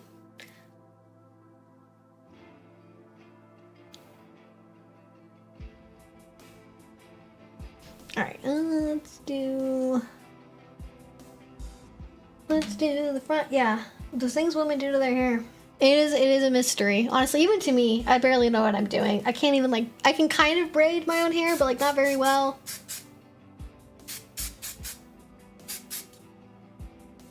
Okay, there we go. Could be the humidity, maybe. Definitely a factor. Also, the last time I did it, I hadn't like blow dried my hair beforehand. It was just dry from overnight, and I wondered if maybe that made it like easier to curl. Like, it wasn't fighting the fact that it had already been like blown out straight. Connecticut has the best pizza. It's a bold proclamation. Thank you for all the info. It does help to listen to you without judgment. I try my best. Obviously, there are some things I have blind spots about that I can be judgmental on, but, you know, nobody's perfect. I have things I have strong opinions about occasionally, but I like to believe it's for a good reason. All right, I'm gonna put a little bit more hairspray here. I'm like somehow running out of time, kind of. Like, I have like not quite 20 minutes left. And it's like, oh gosh. So I'm glad I got started doing my makeup when I did, otherwise this would be a lot more difficult.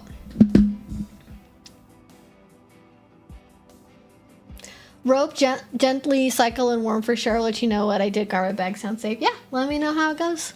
And like I said, I think doing a test run just to see how it works is probably a good idea.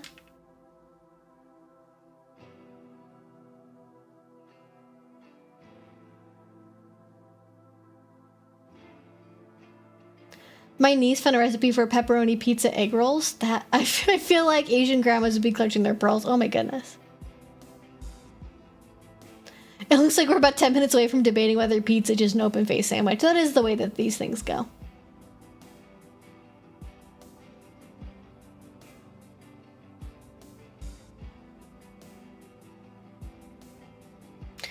Evie, before I go, please tell me if that man from Polyfamily phoned you RNG. Oh yeah, sorry. I think I answered that one already, but he was, but he never reached out to me. I guess I didn't answer that part. He never messaged me or did anything or sent any emails that I know of. It's possible. You know, maybe something got sent from like an alt account or whatever, so I didn't notice it. But no, I was a little bit worried about that after I saw that one of them followed me. I'm like, oh no, what if they like say that, like, what if they see that I like the things I said in the video and they get upset about it and it makes them sad and then they make a TikTok and then, you know, I was worried about that, but I don't think they've really gone that direction. So, you know, I don't know. I think it all went well. Because I don't know if he reached out, like, what would they say, right? We didn't, like, you know, we didn't appreciate the fact that you, like, judge what we willingly put on television. I don't know. Yeah. Sometimes I feel a bit outside the kink community. I mean, a 3-day event of chasing people in the woods, hell no. My niece can't handle that. Allergic reactions will happen. Oh, yeah, yeah. Kinky camping is definitely a big ask. It's a big event. There are definitely ways to make it more accessible, but it's definitely not, you know, it's not winning any accessibility awards, I'll tell you that much. All right, how did I arrange my hair here? How did I get this all set up? Okay, we're gonna do this section. Pizza play. Blindfolded person has to guess which tasted pizzas from which location and punish when wrong. Oh, they have to guess, is this like St. Louis style? Is this Chicago style? Is this, or do you mean like it's from Domino's or Pizza Hut or, you know, wherever?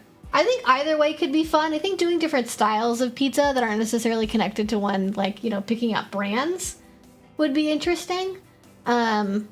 Especially if it involves stuff that the person's never tried before.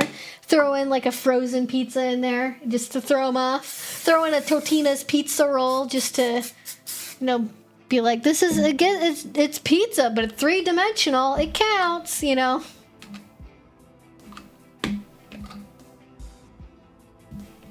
I'm from Long Island. The best pizza is supposed to be from Long Island. The best pizza I've ever had was at a small restaurant somewhere in Connecticut for Superior. I mean, hey. The New Yorker has spoken. The newbie party I go to is tomorrow, and I'm thinking of bringing my toy bag to use with the practice bottom. Any thoughts beyond negotiation? I mean, definitely think bringing your toy bag is a good idea. As far as anything like beyond negotiation, so you would be topping and you'd be with like a practice bottom. I can't think of something that, like, I think negotiation is probably just the key thing because you're new. Definitely think about like aftercare. I think, you know, because you're going to be playing with somebody who's like a practice bottom and necessarily going to be doing a really long scene. Just like for yourself, you know, like, because they might not be able, if they're going to do like a demo thing with a bunch of people, they might not be for like a level of aftercare that you might want. So just think about like self-care things. Yeah. I think negotiation is probably the most important, and having fun. Negotiation and having fun. Different places do have different ways. Domino's uses a sauce with sugar, but Little Caesars uses a kind of somewhat bland sauce. I don't know if I've ever actually had a Little Caesars pizza. I mean, I'm vegan, so I haven't had a lot of these things in quite a long time, but, you know.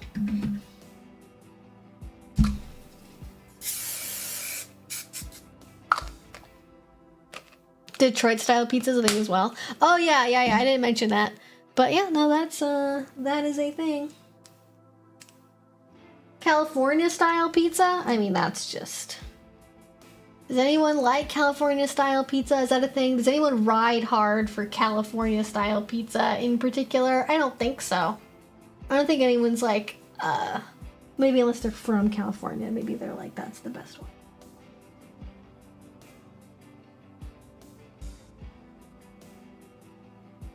Aftercare is being able to eat pizza from the location of your choice of pizza.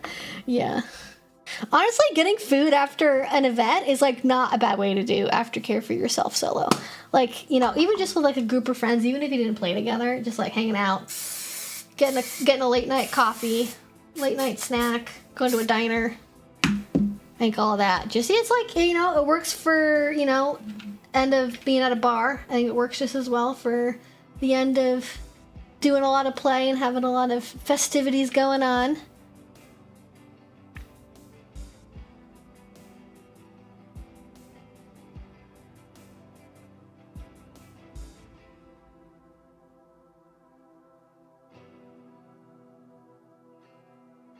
Oh, you didn't get your Pomeranian fix today. I'm sorry. Well, hopefully you'll have your Pomeranian fix now.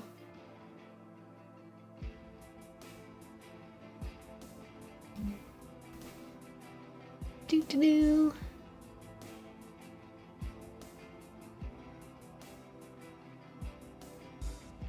But it's like the whole vibe of Kitty. It is, you know, their whole thing.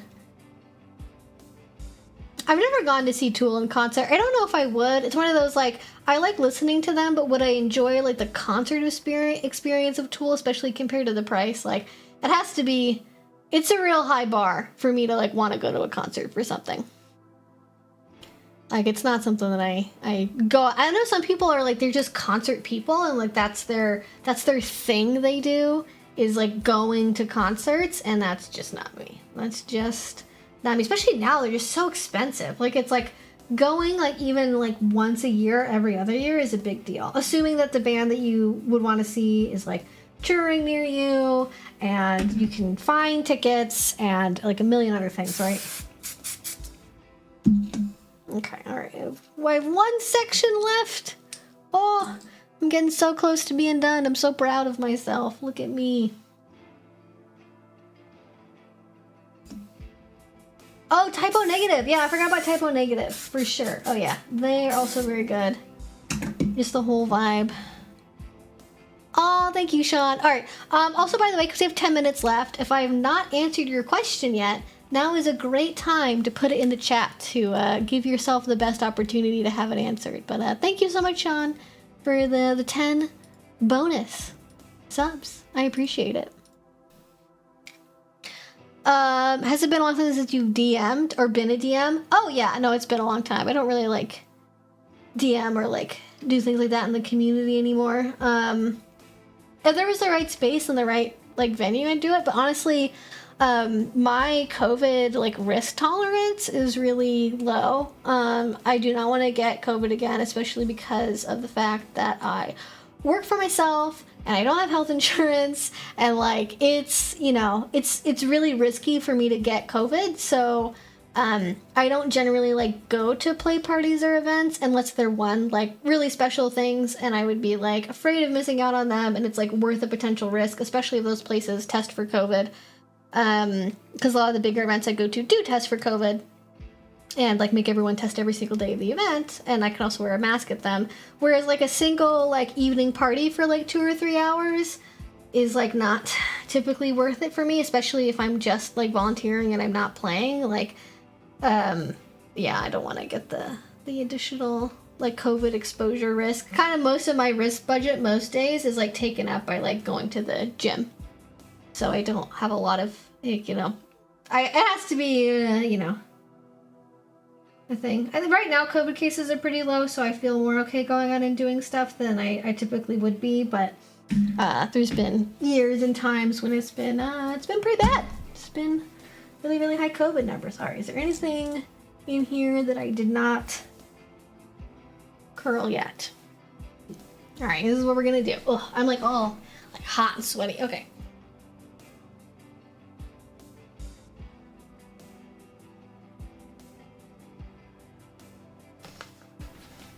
Do I like it this way? Which do I want to like? I think I do want to like brush it out a little bit, actually.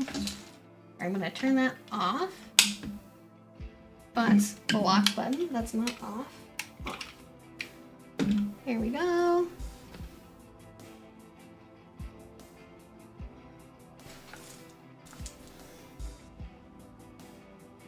I feel like this side turned out better. I'm actually gonna like look in the mirror of my bathroom real quick and just see what I want to do with it. Whoa.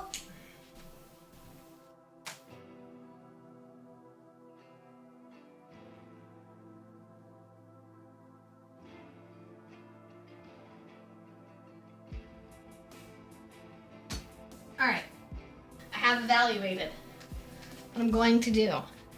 I'm gonna do little like mini pigtail thingies with elastic bands. This is my just giant bag of hair things. Bag of hair things. I know, Papina, I know, I'm doing stuff. Okay. Do you think Gen Z and Alpha are stealing fashion music from millennials? I don't think they're stealing it. I think they have nostalgia for time periods that they weren't a part of. I think sometimes they have misconceptions about stuff. Like, I've seen stuff recently about, like, oh, being, like, Y2K skinny. And it's like, people think, like, oh, I would be, like, Y2K skinny. No, I would be fat. If I am, like, I would be, like, especially because I have muscle, right? You know, I would not even be Y2K skinny. So I think people have some misconceptions and, like, some romanticization of that era because they didn't live it. And I think, you know, that's probably not great. I don't think they're stealing anything. I just think things are cyclical. I mean, the 90s also, I think people forget this. Like, 90s stuff, a lot of it, especially the mainstream stuff, was, like, based on, like, was, like, a 70s, like, revival thing. Like, a lot of the, like, the patterns on the clothing and that, like, that was a callback to 70s fashion. So it's all cyclical. That's all cyclical. I think it is really funny though that, like, you know, Gen Z people will make fun of millennials, and it's like, you don't, like, understand, like, why we are the way that we are psychologically. We had, like, 9/11, the Iraq War, like, oh my god, I've, like, tangled it up so badly. Ugh, okay. We're undoing this. Oh my god, is it stuck in my hair? This is why I don't use elastics for things. Was this a mistake to do it with my hair curly? I had a vision, and now I wonder if maybe that wasn't a great idea. I'm also trying to do this with, like, a really tiny mirror, and it's kind of dark. And I feel like that's working against me here. Oh my god, okay. Maybe I'll just finish this, like, off camera before I leave. When I can use my, like, big mirror. I'm trying not to, like, rip my hair out, like, getting this elastic out.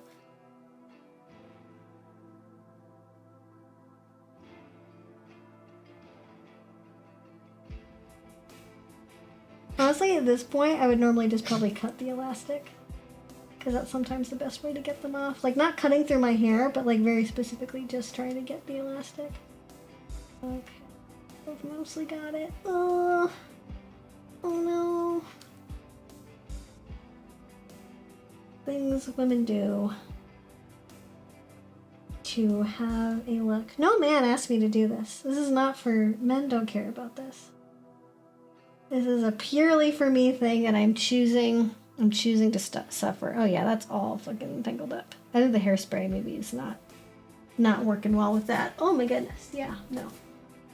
Okay, we're gonna wrap up this stream. I'm just gonna probably answer one or two more questions, and then I'm gonna finish doing my hair off camera. Just deal with that, not on camera, so I don't rip things out. Have you tried leather/latex restraints like arm binders and hoods? Oh yeah, no, for sure. I've had like a bolero, like an arm binder. I've been in a straitjacket. I've been in a sleep sack. I have hoods, all that stuff. I don't generally own a lot of that for myself, but I've definitely used it before. Yeah. Try peanut butter? No, I don't think I needed peanut butter. I don't know if that I have to wash my hair again. That would be a whole situation. I don't know if that would be a good thing.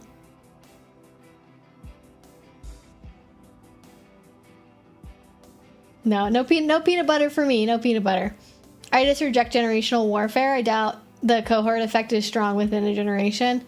I mean, yeah, I think fighting stuff like that is not a good idea. Yeah, thank you for the memberships.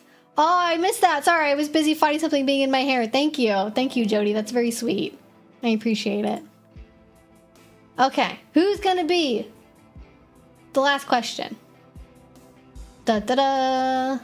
Who's gonna be the last question? Da-da-da-da-da-da.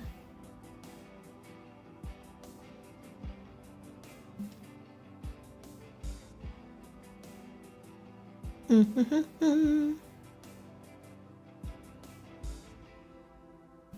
right. That's oh yes, Caitlin. Oh, I didn't see Caitlin's name in the chat. I was looking for it, and so I could like highlight it, and I didn't end up seeing it. Oh, now I don't know where it is. Maybe I scrolled too far. Second day hair is usually easier to style because the hair group's better. Source used to work at a salon and had to tell clients this for updo appointments. Oh, yeah. That's probably what it was.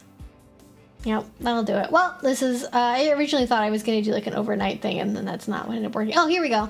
Gotta go because I was meaning to recolor my own hair and left it at the last minute. Please don't make sure you saw my well wishes for a date. Okay, there we go. I found it. Oh, no, you had a tooth infection too. Oh, no. I'm sorry, that sucks. Oh, thank you for wishing me a lovely date. I appreciate it. Yeah, COVID sucks, and you can be sick for a long time with COVID, which is one of the reasons why I'm not into it. Peanut Butter is a crossover episode, apparently. Would you ever get involved with a Kinky Dungeons and Dragons game? Maybe. It would depend on the people, and it would depend on what kind of kink. I'd be open to it, though. I feel like when you are kinky, maybe that kind of thing is less appealing as like I've played D&D with people who are kinky, and like, you know, you might make a joke kind of as table talk about something kinky, but generally speaking, the characters aren't doing anything kinky, which I feel like is a good vibe. All right, well, it's 8 o'clock. I gotta go. Thank you all so much for being with me on this Friday evening. New video coming up very soon. Some big videos are in the works. Oh my goodness, been just, oh gosh, there's lots of big videos. Hopefully you all enjoy them. Stay safe, have fun, have a nice